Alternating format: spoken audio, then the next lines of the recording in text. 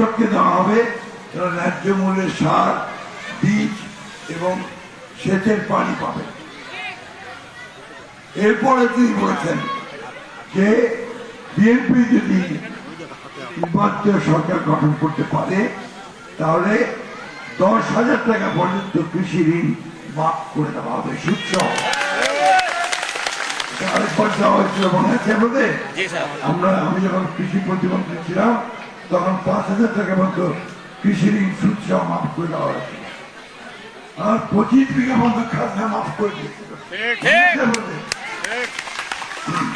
আর মা বোনদের যারা আপনারা লোন নেন কিস্তিতে, এনজিওর কাছ থেকে নেন না, অনেকেই নেয়, কিন্তু তো ঠিক মতো শোধ করা যায় না, তখন আরেকটা এনজিওর কাছ থেকে নেয়, তারপর হয় না, তখন ওই আপনার এনজিও ভাইয়েরা ওরা এসে মুরগিটা ছাগলটা নিয়ে চলে যায়।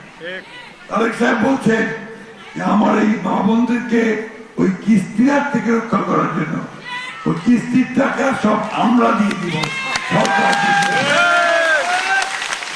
এই যে ব্যবস্থা আরো বলছেন কয়েকটা ভালো খবর আছে আমাদের আপনাদের এলাকাতে, বলে বিয়ে পাশে ছেলে আছে না, চাকরি বাকরি পায় না, তাই না?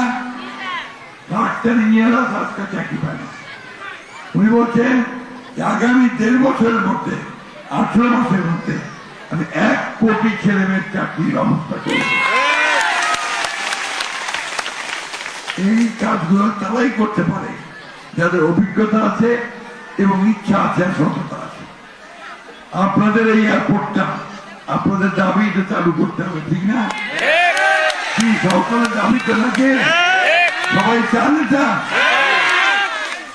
ইনশাআল্লাহ বিএনপি ক্ষমতায় আসলে এই এয়ারপোর্ট চালু হবে। বন্ধুরা, আমরা এই এলাকার মানুষের কাজ কাম বাড়ার জন্য, চাকরি বাকরি পাওয়ার জন্য আমরা কলকারখানা তৈরি করব, আমরা কৃষিভিত্তিক শিল্প তৈরি করব, ইপিজেড তৈরি করব, যাতে আমাদের মানুষেরা কাজ করতে পারে।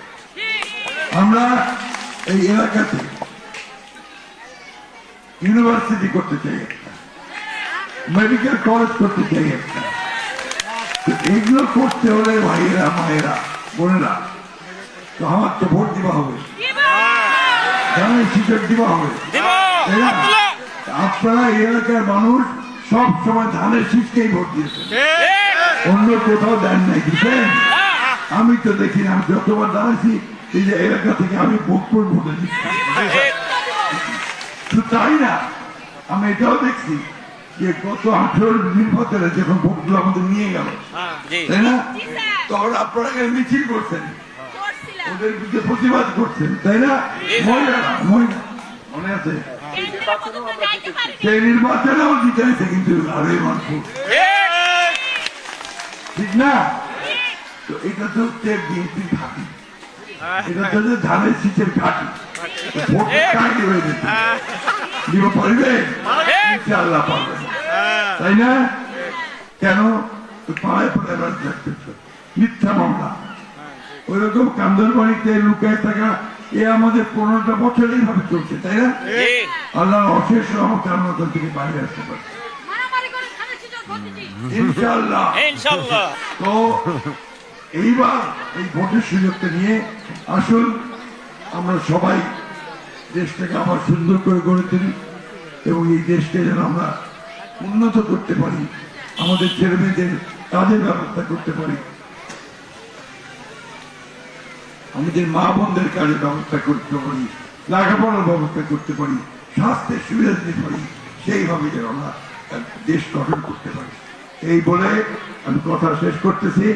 আপনাদের কাছে আগামী 12 তারিখে আমি আজকে তো অনেক ইমোশনাল কথা বললাম, আমি শুধু আপনাদেরকে এটুকু বলতে চাই, আমার জীবনের এই শেষ নির্বাচনে আমি আপনাদের কাছে 12 তারিখে একটা ভোট দিতে অনুরোধ করবো, যাতে করে আমি একটা কাজ করার সুযোগ পাই আপনাদের।